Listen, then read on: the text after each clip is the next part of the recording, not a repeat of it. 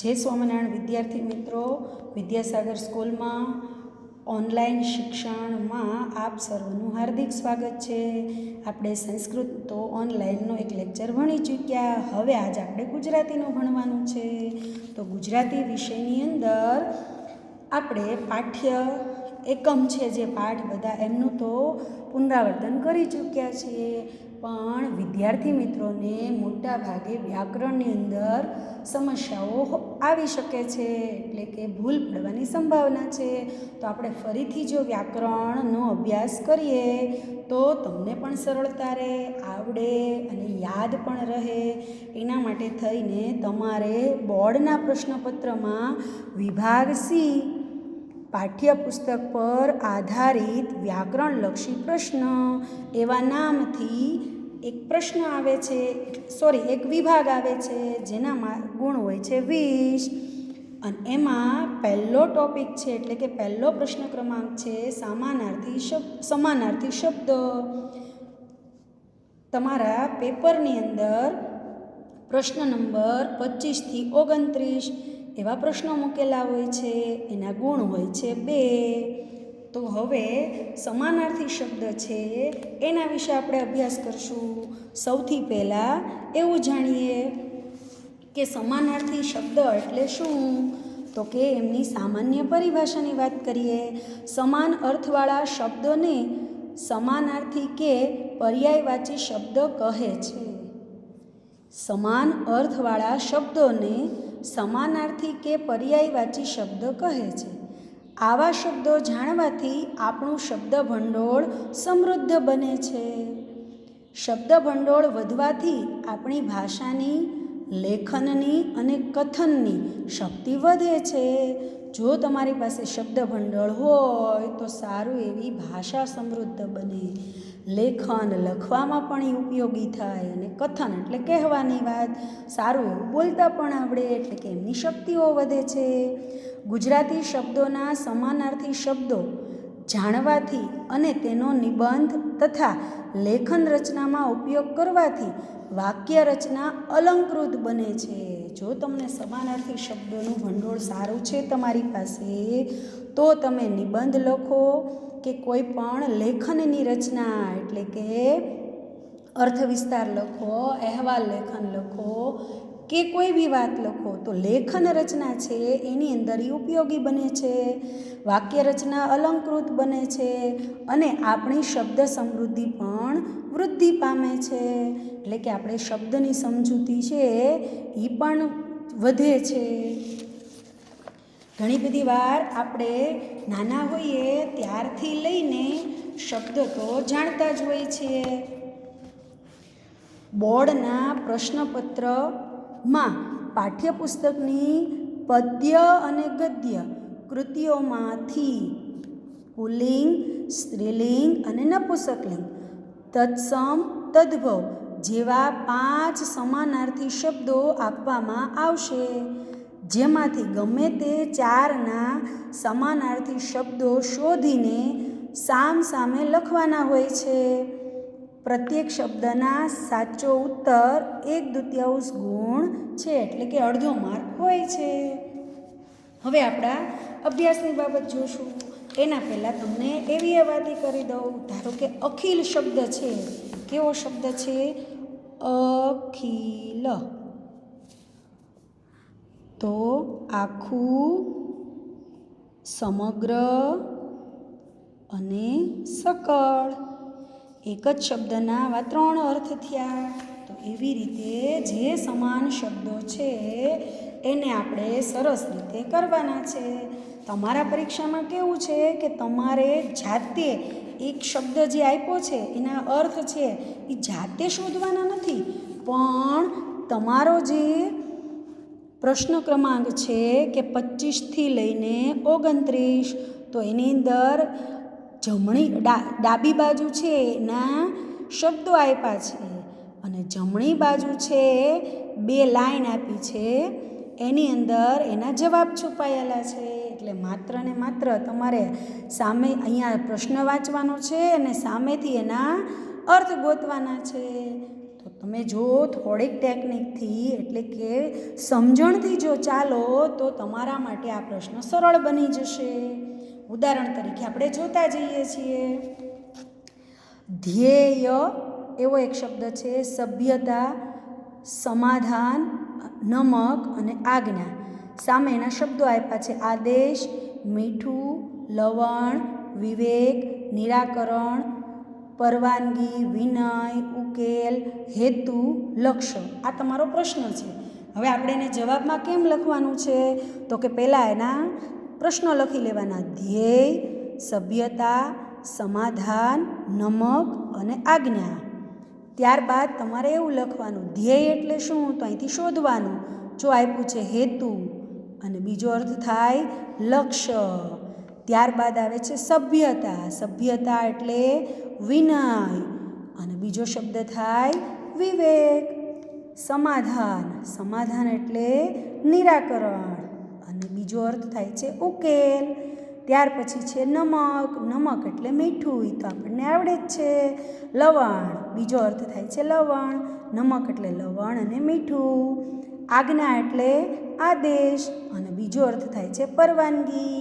જો વિદ્યાર્થી મિત્રો, આમાંથી તમને કોઈ પણ એક શબ્દ એવો હોય, બધા જ સરળ શબ્દ નહીં હોય.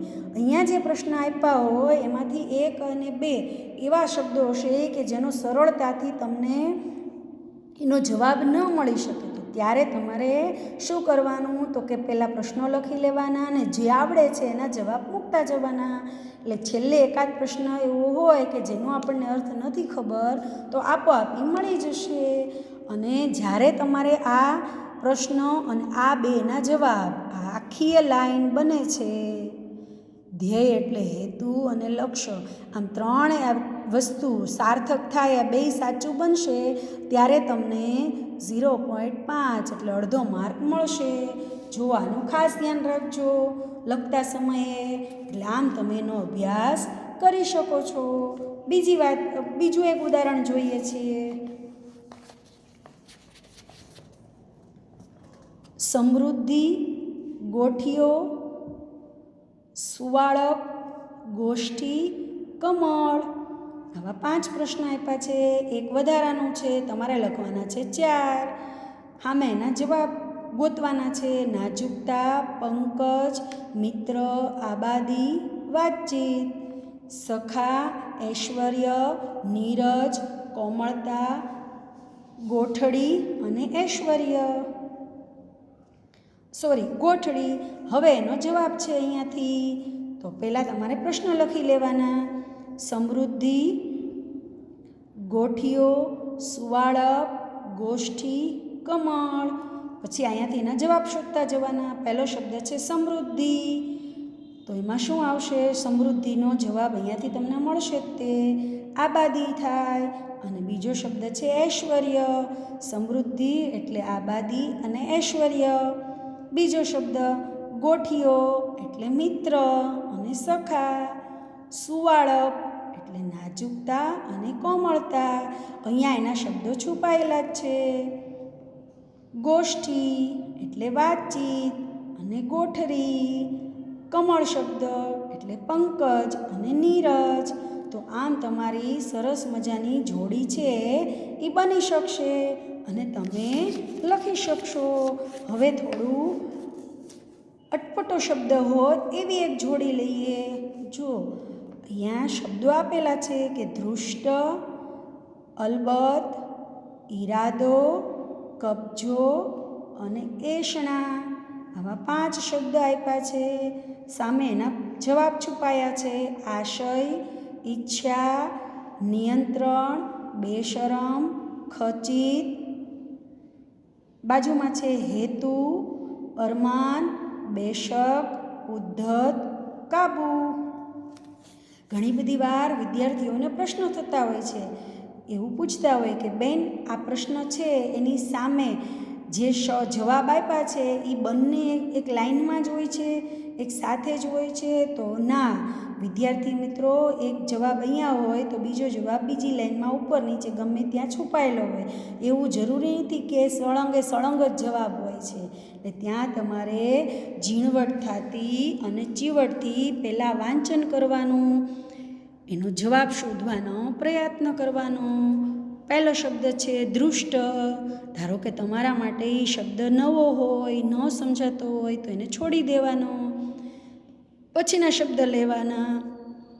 દૃષ્ટ એટલે શું થાય તો કે બેશરમ, કે જે શરમ વગરનો વ્યક્તિ છે. આપણે એમ નથી કહેતા કે ધુષ્ટ છે, એમ ઉદ્ધત, આમ ઉડાવ જવાબ આપે, વિચારે નહીં કે કોની સામે કેવી રીતે બોલવું, શું કરવું.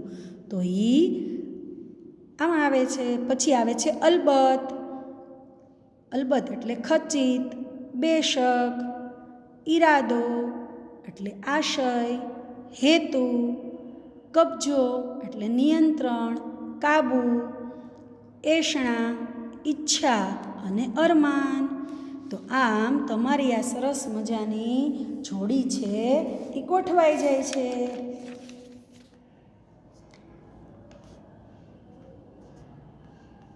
ત્યાર પછી હજી એક જોડી જોઈએ છીએ.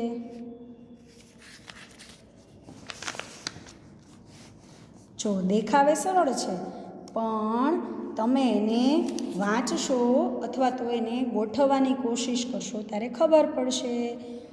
ઘોડો, કિલ્લો, રાગ, કુદરત અને પલંગ.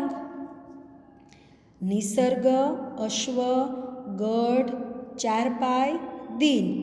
ખાટલો, ગરીબ, પ્રકૃતિ, કોટ અને તોખાર. હવે અહીંયા ઘોડો, ઘોડાનો સમાનાર્થી થાય છે અશ્વ અને તોખાર. કિલ્લો એટલે ગઢ અને કોટ. રાગ એટલે દીન અને ગરીબ. જો આવા શબ્દ લખો, દીન દીર્ઘાય આવે છે, રસવાઈની રસવાઈ કરી નાખશો તો દિવસ થઈ જશે, તો તમારો શબ્દ ખોટો પડી જશે. દીર્ઘ દીન અને ગરીબ. કુદરત એટલે નિસર્ગ અને પ્રકૃતિ. પલંગ એટલે ચારપાઈ અને ખાટલો. તો આજે આપણે આવા 3 ઉદાહરણો જોયા છે. તો હવે તમે આવા બીજા ઉદાહરણો શોધી અને લખવાની કોશિશ કરજો. તમારા એસાઇનમેન્ટની અંદર પણ છે પ્રશ્નો, તો ત્યાં પણ તમે લઈ અને જોઈ શકો છો, શીખી શકો છો. ત્યારબાદ આવે છે વિરોધી શબ્દ. તમારા વિભાગ સી અંદર વિરોધાર્થી શબ્દો. પ્રશ્ન ક્રમાંક છે 30 થી 34. એના ગુણ પણ કેટલા છે તો કે 2 ગુણનો છે. તમારા સેક્શન સીની અંદર જેટલા જ વિભાગ છે મોટા ભાગના 2-2ના છે. 2-3 છે 3 માર્કના આવે છે, પણ હોય છે અડધો માર્ક. એટલે જ્યારે જે પ્રશ્ન હોય તેનો ગુણભાર પણ ચેક કરશું અને સરસ રીતે એનો અભ્યાસ કરશું, વાંચશું, પછી લખશું. હવે વિરોધી શબ્દ છે એની સમજ લઈએ. વિરુદ્ધ અર્થવાળા શબ્દોને વિરોધાર્થી શબ્દો કહે છે. જે વિરુદ્ધ અર્થ ધરાવતા હોય એને વિરોધી શબ્દ કહેવાય. આવા શબ્દો જાણવાથી આપણું શબ્દ ભંડોળ સમૃદ્ધ બને છે. શબ્દ ભંડોળ વધવાથી આપણી ભાષાની, લેખનની અને કથનની શક્તિ વધે છે. જેમ સમાનાર્થીમાં શબ્દ ભંડોળ વધે છે એવી જ રીતે વિરોધી શબ્દની અંદર પણ તમારું શબ્દ ભંડોળ વધે છે. જાજી ડીપમાં ચર્ચા નહીં કરતા સીધા પ્રશ્ન ઉપર જશું. તમને એવી સૂચના હોય છે કે નીચે આપેલ વાક્યોમાંના રેખાંકિત શબ્દોના સ્થાને તેનો વિરોધાર્થી શબ્દ લખી વાક્યનો અર્થ બદલાય નહીં તે રીતે ફરીથી લખો. બોર્ડની અંદર આવા 5 વાક્યો છે એ આપવામાં આવશે. તમારે કેટલા લખવાના છે તો કે 4. અને વિરોધી શબ્દ લખી વાક્યો ફરીથી લખવાના હોય છે. પ્રત્યેક વાક્યના સાચા ઉત્તરનો અડધો ગુણ આપવામાં આવે છે, એટલે કે 0.5 માર્ક મળે છે. હવે પહેલું જ આપણે વાક્ય જોઈએ છીએ. શું કામ ઉદાહરણ જોઈએ છીએ તો ઉદાહરણ દ્વારા તમને ઝડપથી સમજાય છે. એમાં સાચી રાષ્ટ્રભક્તિ હતી. તો ત્યાં તમે બોર્ડમાં પણ આપશે, અંડરલાઇન કરેલો શબ્દ છે એનો તમારે વિરોધી શબ્દ મૂકવાનો છે. તો રાષ્ટ્રભક્તિનું વિરોધી શું થાય? તો કે રાષ્ટ્રદ્રોહ. તો તમારે એનો જવાબ લખવાનો કે એમાં સહેજ પણ રાષ્ટ્રદ્રોહ ન હતો. રાષ્ટ્રદ્રોહ ન હતો તો શું હતું? તો કે રાષ્ટ્રભક્તિ હતી. આવો જ્યારે તમે જવાબ લખો ત્યારે એનો પ્રશ્ન પૂછીને એનો જવાબ મેળવવાનો મનોમન, એટલે તમને ખબર પડી જાય કે મેં જે વાક્યનો વિરોધી મૂક્યું છે એનો અર્થ બદલાઈ જતો નથી. કારણ કે નવો નિયમ હોય છે કે તમે વિરોધી મૂકો પણ વાક્યનો અર્થ છે એ બદલાવવો જોઈએ નહીં. ત્યાર પછી બીજું વાક્ય લઈએ.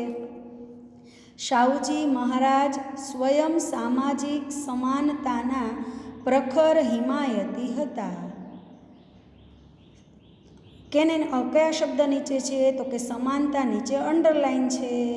તો તમારે સમાનતાનું વિરોધી શું થશે? અસમાનતા. પણ કેવી રીતે વાક્ય લખવાનું? તો કે શાહુજી મહારાજ સ્વયં સામાજિક અસમાનતાના હિમાયતી ન હતા. અસમાનતાના હિમાયતી નહોતા તો કેવા હતા? તો કે સમાનતાના હિમાયતી હતા. તો એમ અસમાનતા વિરોધી મૂક્યું અને નથી વાક્યનો અર્થ છે એ પાછો બદલાતો નથી, વિરોધી બની ગયું છે એટલે અસમાનતાના હિમાયતી ન હતા. ત્યાર પછીનું વાક્ય, અમારા ઘરનું વાતાવરણ ખૂબ પવિત્ર બની જતું. કયા શબ્દ નીચે છે? તો કે પવિત્ર નીચે અંડરલાઇન છે. તો કે પવિત્રનું વિરોધી અપવિત્ર. અમારા ઘરનું વાતાવરણ બિલકુલ અપવિત્ર બની જતું નહીં. તો આ એનો વિરોધી વાક્ય થયું. અપવિત્ર નહોતું તો કેવું હતું? તો કે પવિત્ર હતું. પછીનું, તારે લીધે તો મને યશ મળ્યો છે. યશનું વિરોધી અપયશ. તારે લીધે તો મને અપયશ ન મળ્યો. મારો ચોકીદાર ઈમાનદાર છે. તો ઈમાનદારનું વિરોધી થાય બેઈમાન. મારો ચોકીદાર બેઈમાન નથી. તો આમ તમે વિરોધી શબ્દ મૂકી અને વાક્ય રચના છે એ જળવાઈ રહે, એનો અર્થ ન બદલાય એવું એ ધ્યાન રાખવાનું છે. પછીનું જોઈએ છીએ, હજી એક ઉદાહરણ જોઈએ. આ વિભાગ નૈસર્ગિક અને અફર છે. નૈસર્ગિકનું શું થશે? કૃત્રિમ. આ વિભાગ કૃત્રિમ અને અફર નથી. પછીનું, અમારા ઘરમાં ટ્રંક પેટી રાખવાના મજબૂત સ્ટેન્ડ છે. મજબૂતનું શું થયું? તકલાદી. અમારા ઘરમાં ટ્રંક પેટી રાખવાના તકલાદી સ્ટેન્ડ નથી. પછી જે તમને યાદ રહી જાય એવું એકાદ વાક્ય સમજાવવું. એના મૃદુભાષી સાથીદારોનો ઠપકો પણ ખમાતો. આ મહાત્માના માણસ છે એમાંથી લીધેલું વાક્ય છે. જો મૃદુભાષીનું શું કરશો? કઠોરભાષી. એના કઠોરભાષી સાથીદારોનો ઠપકો પણ ખમાતો નહોતો.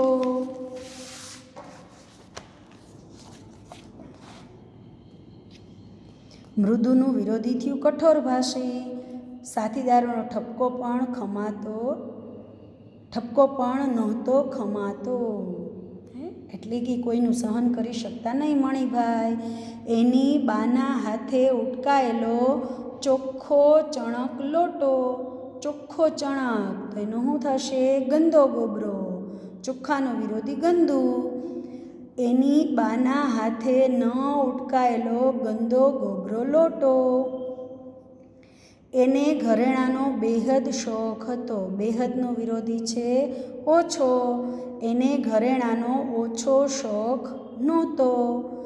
પોતે કંઈ જવાબ વાળવો પડશે. જવાબનું વિરોધી છે સવાલ. પોતાને કંઈક સવાલ કરવો નહીં પડે એવો એને પ્રશ્ન થાય. જવાબ વાળવો પડશે એવું આવ્યું ને એટલે લખ્યું છે અહીંયા કે નહીં પડે. તમારે થાય છે જવાબનું વિરોધી સવાલ. ઉછીનું માગનારામાં વિવેક હોતો નથી. ઉછીનું માગનારમાં અવિવેક હોય છે. વિવેક ન હોય તો શું હોય? તો કે અવિવેક હોય. તો આમ તમે તમારા અભ્યાસક્રમમાં આ વિરોધાર્થી શબ્દ મૂકી અને પ્રશ્ન છે એને તમે સોલ્વ કરી શકો છો. તો તમારા એસાઇનમેન્ટના પેપરો લઈ લો, પાઠ્યપુસ્તકની અંદર લઈ લો, તો ઘણા એવા વાક્યો છે જેની અંદર વિરોધી શબ્દ મૂકેલા છે અને તમારે એને ફેરવી અને લખવાના હોય છે. તો આમ તમે આ પ્રશ્ન પણ સરળ રીતે સોલ્વ કરી શકશો. તો હવે આપણે બીજા લેક્ચરમાં મળીશું. જય સ્વામિનારાયણ. આજે જે 2 ટોપિક સમાનાર્થી અને વિરોધાર્થી ભણ્યા છીએ એના ઉદાહરણો 5 તમે લખી અને તૈયાર રાખજો. જ્યારે શાળાએ આવો ત્યારે વર્ગ શિક્ષક તમારા વિષય શિક્ષકને બતાવજો. જય સ્વામિનારાયણ.